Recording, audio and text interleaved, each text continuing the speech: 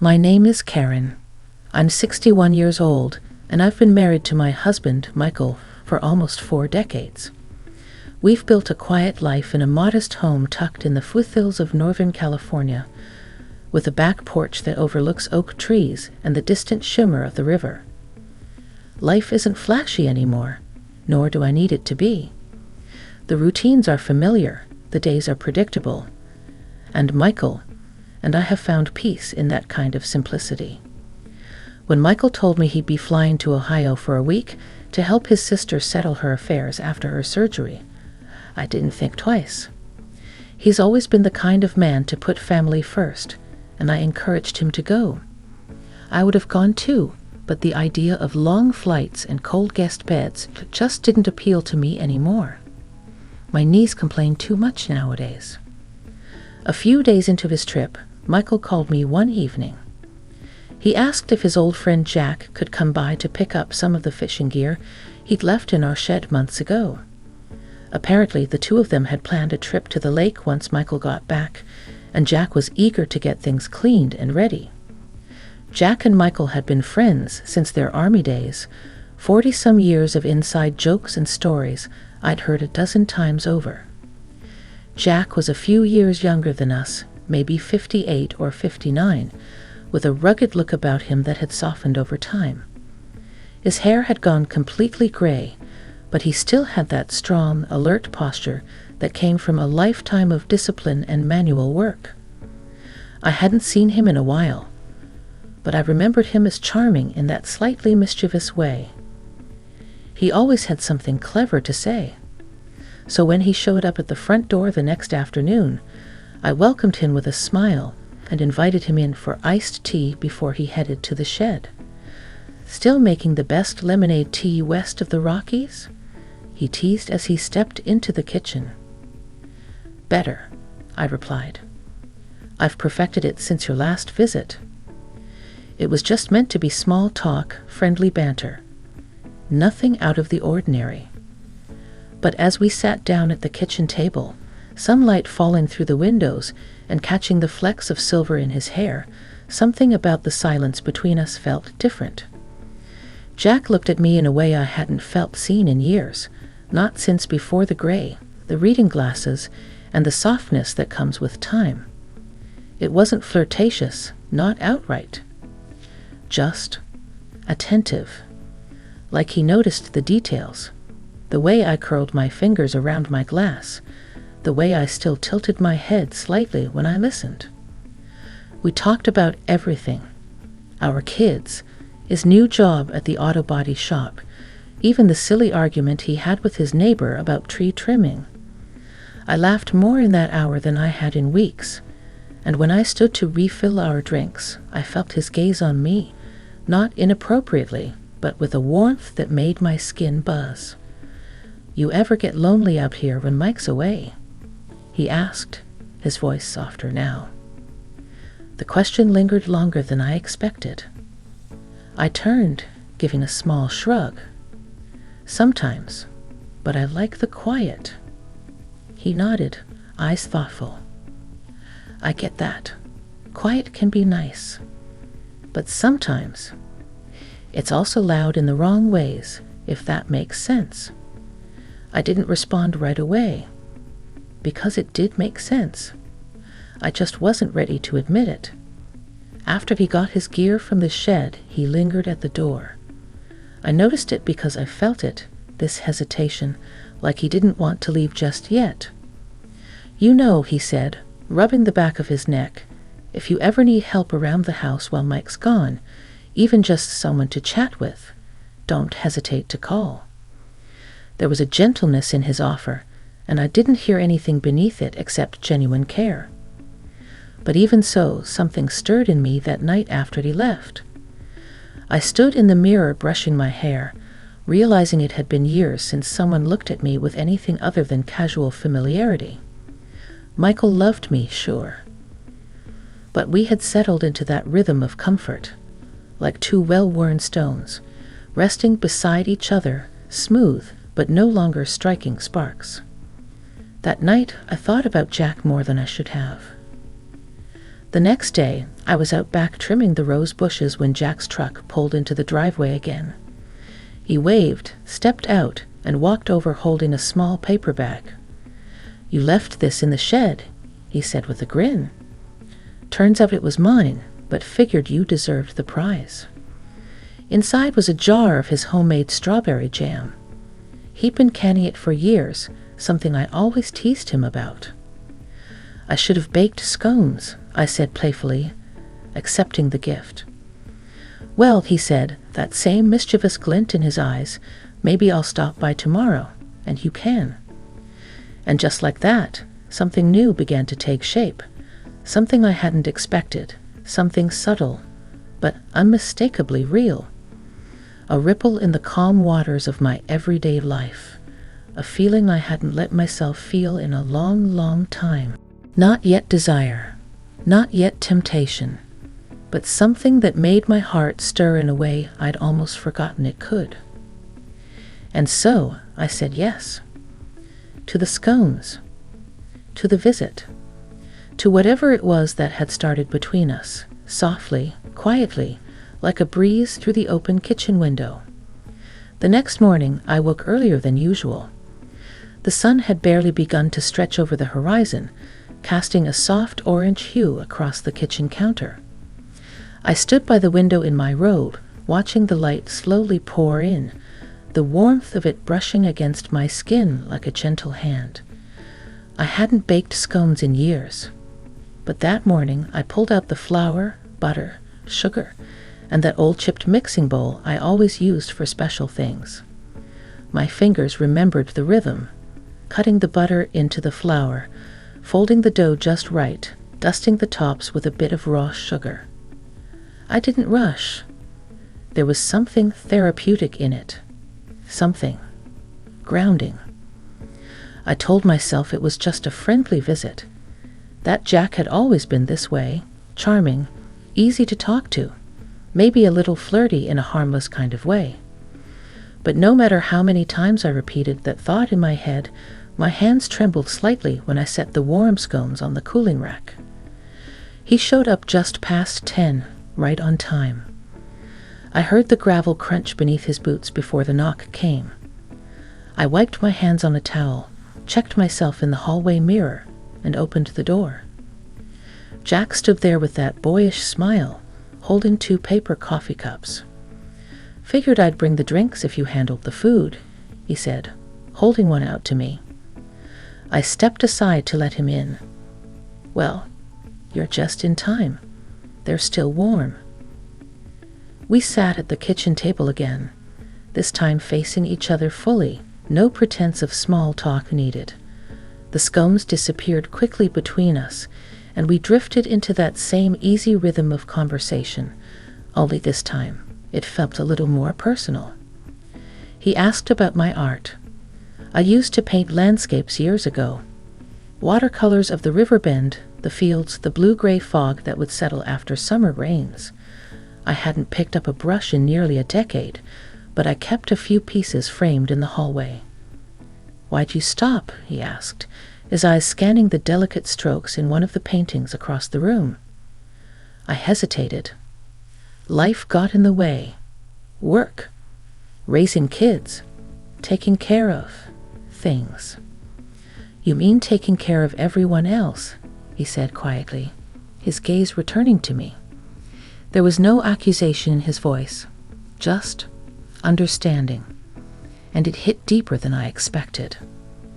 I looked down at my coffee cup, tracing the rim with my finger. "I guess it's easy to forget who you are when you're always being something for someone else." He didn't respond right away, but the silence felt full, not empty. It held something unspoken, something that hummed just beneath the surface. Jack set his cup down and leaned back slightly. "I've thought about you sometimes, Karen. Not in a weird way. Just wondered how you were doing. If you were still painting. You were happy." That word sat heavy between us. Happy. I opened my mouth to respond, but nothing came out at first. Because what did happiness even look like at this point in life? Was it routine? Was it safety? Or was it something else? Something I hadn't let myself explore in years? Instead of answering, I stood up and walked toward the hallway. I pulled out an old portfolio from the closet and carried it back to the table. "I haven't shown these to anyone in a long time," I said as I opened it, spreading out the pages. He looked through them carefully, reverently. "These are beautiful, Karen. You have a gift." His voice was low, sincere. Not the kind of compliment meant to flatter, but the kind that sees something real and wants to honor it. "You ever think about starting again?" he asked. "I've thought about it," I admitted. "But I don't know if that part of me is still alive." Jack leaned forward, his eyes locking with mine. "She is. I can see her." For a long moment, neither of us spoke. There was something in the air, charged but not dangerous. Close but respectful. It was as if he'd reached into a part of me I had boarded up long ago and knocked gently, reminding me I was still there behind it all. Then he stood and gathered his coffee cup. "I should get going," he said, his voice softer now. "Didn't mean to overstay." "You didn't," I replied too quickly. I caught myself and smiled. It was nice having someone to talk to. Jack nodded. "Same here." As he reached the door, he paused and turned back. Would it be all right if I came by again sometime? I didn't need to think. Yes, I'd like that. He left, and I stood by the window, watching his truck disappear down the long gravel path. My heart wasn't pounding.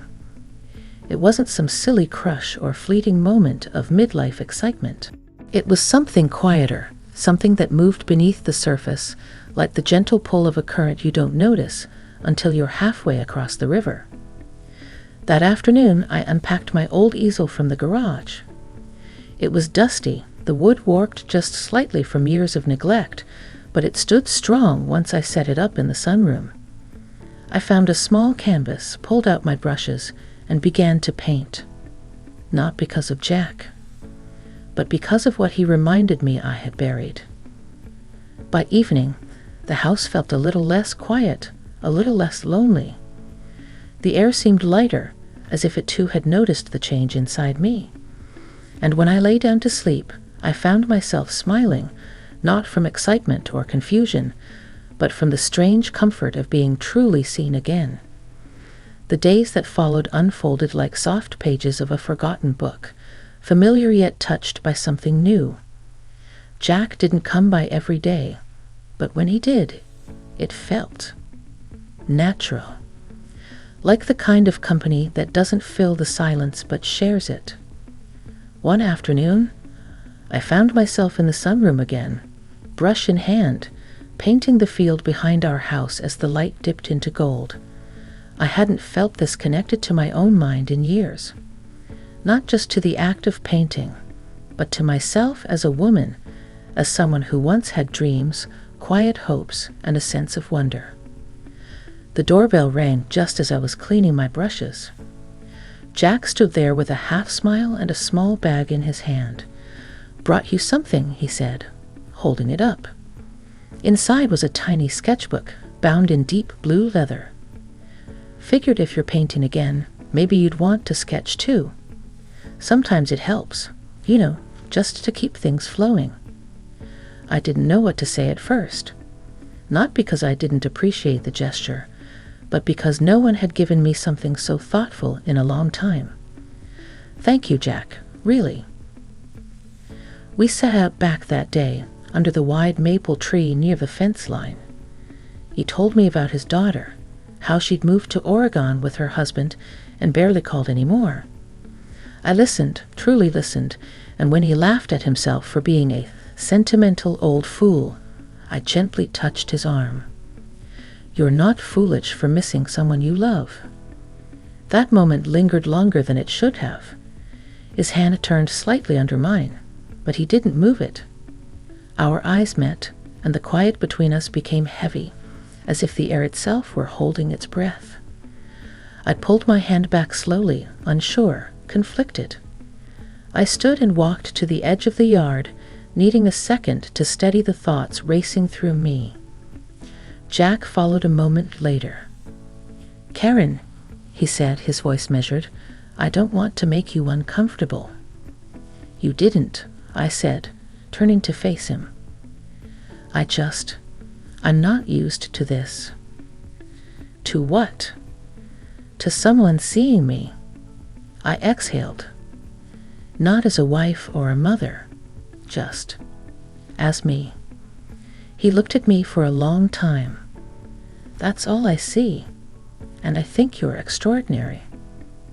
My heart tugged painfully, both in longing and guilt.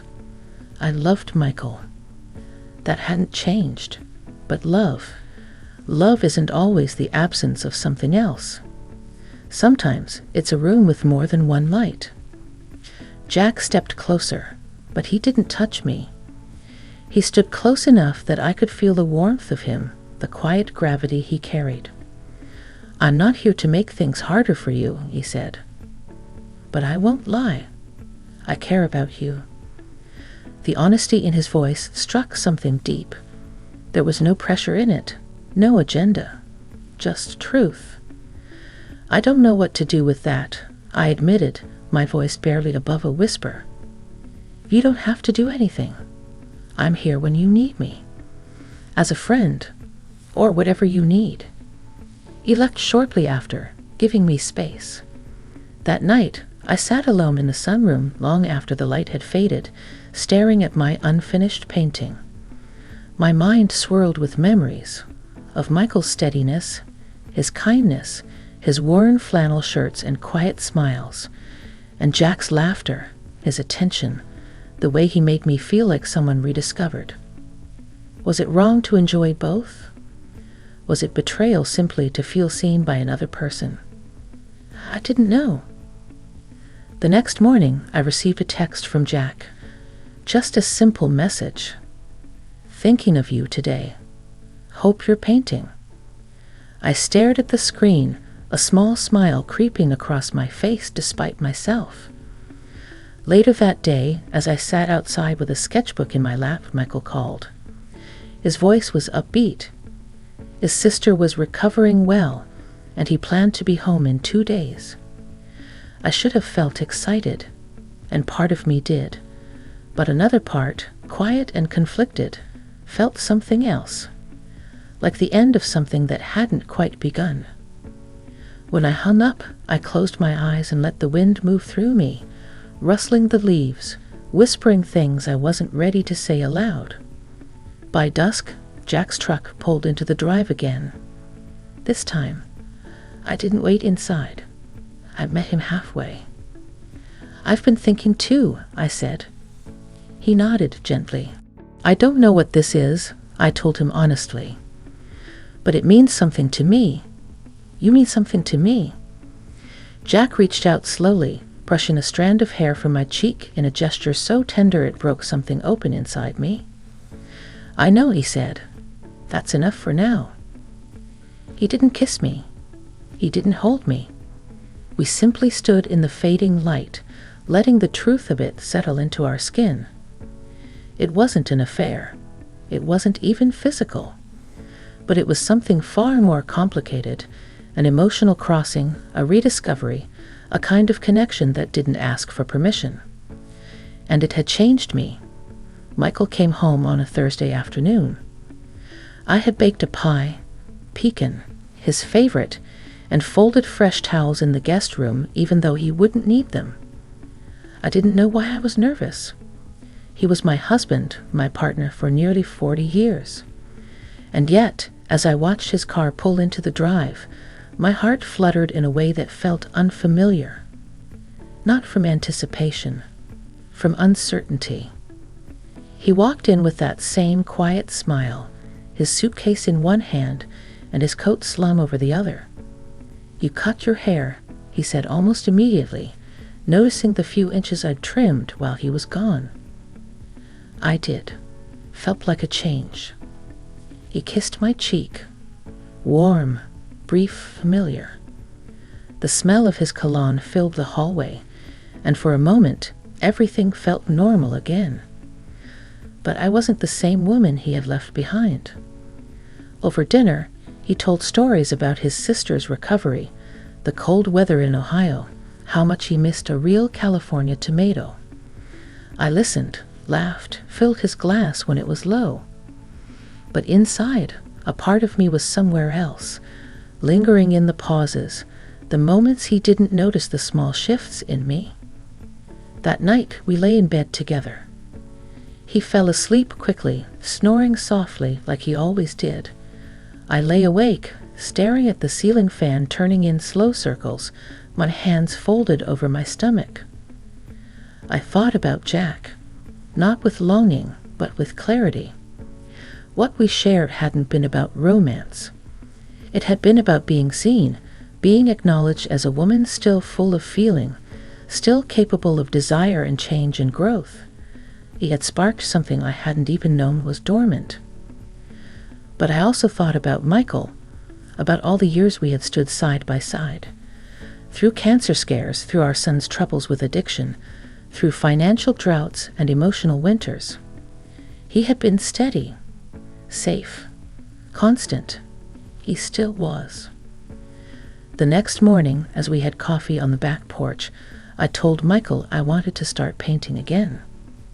He looked surprised, then smiled. I always liked your paintings.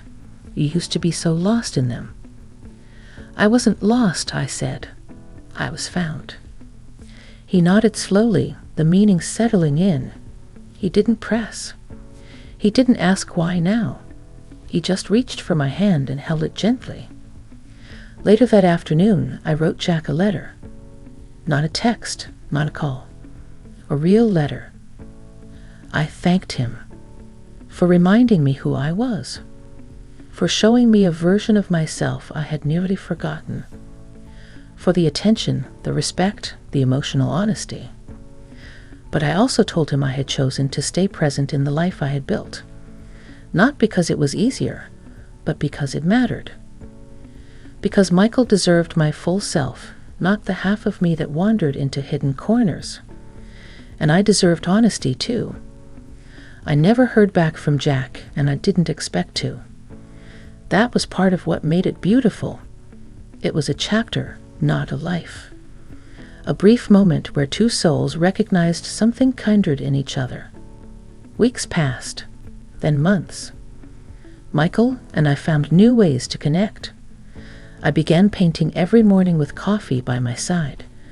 He started walking with me in the evenings, listening more closely, holding my hand a little longer. There were days I still thought of Jack, not with guilt or regret, but with gratitude. Because sometimes it takes an unexpected presence to awaken what routine has quietly buried. In the end, nothing scandalous happened. No one was betrayed, but something inside me changed forever. I found the courage to reclaim parts of myself I thought were gone. I realized that it's never too late to rediscover your voice, your light, your sense of being fully alive. And as I stood in the sunroom one golden morning, brush in hand, canvas half filled with color and movement, I smiled to myself. I was no longer waiting to be seen. I had seen myself. And that was more than enough.